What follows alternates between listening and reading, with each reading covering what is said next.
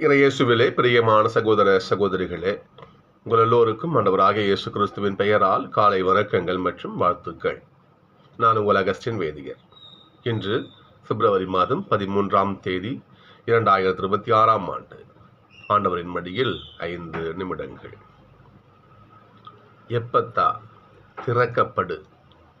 இது இன்றைய வாசகங்களுடைய மையப் பொருளாகும். இன்றைய திருப்பாடலின் பல்லவி மைய வசனம் தான். இன்னைக்கு கடவுளாகிய ஆண்டவர் நானே, நீங்கள் எனக்கு செவிசாய்ப்பீர் என்று ஆண்டவர் மட்டும் சொல்றார். எனக்கு செவி கொடுங்க, வார்த்தையை கேளுங்க. ஏசப்பா சொல்லுவார், நீங்கள் என்னுள்ளும் என் வார்த்தை உங்களுள்ளும் இருந்தால் தந்தை நீங்கள் கேட்ட அனைத்தையும் கொடுப்பாரும் பைபிள்ல இருக்கும்.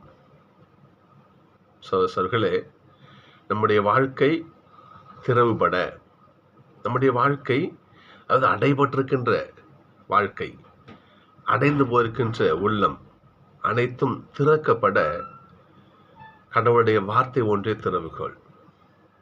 அந்த வார்த்தை நம்முள் செயல்பட்டால் அடைந்து போகிற மனசும் சரி, வாழ்க்கையும் சரி, அனைத்தும் திறக்கப்படும்.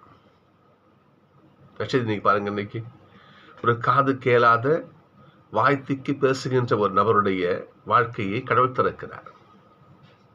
யோசிச்சு பாருங்க, ஊமை காது கேட்காதவர் எத்தனை கேலி கிண்டலுக்கு ஆளாயிருப்பார், எத்தனை அவமானம் சந்திச்சிருப்பார் அவர். யோசிச்சு பாருங்க, எத்தனை அவமானங்களை யோசிச்சு பாருங்க பார்ப்போம். அவர் வாழ்க்கை எப்படி அடைபட்டு போயிருக்கும்.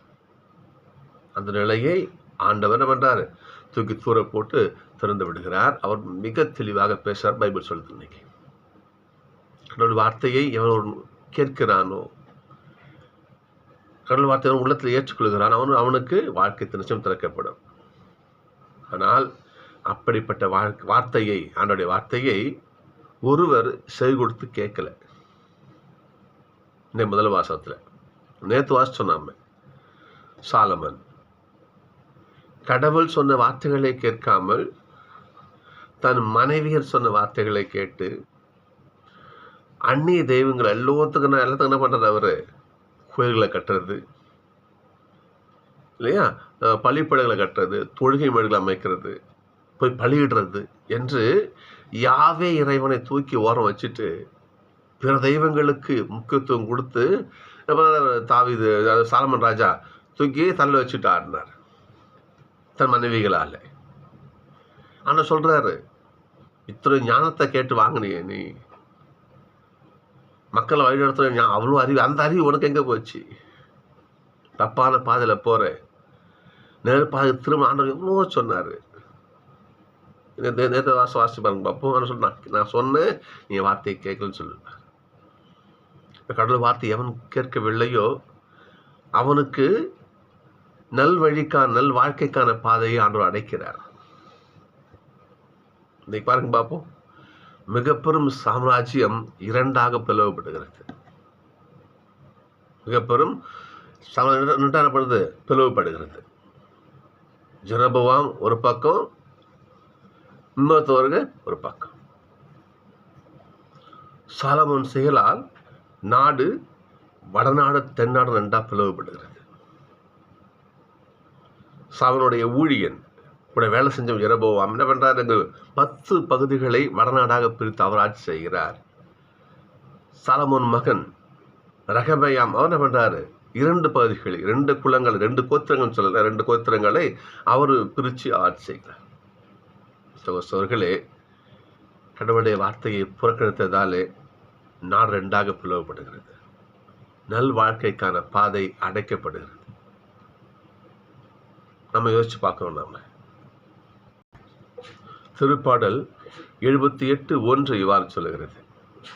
ஆண்டவர் இன்னைக்கு நமக்கு அறிவுரை சொல்றாரு, என் மக்களே என் அறிவுரைக்கு செவி கொடுங்கள்.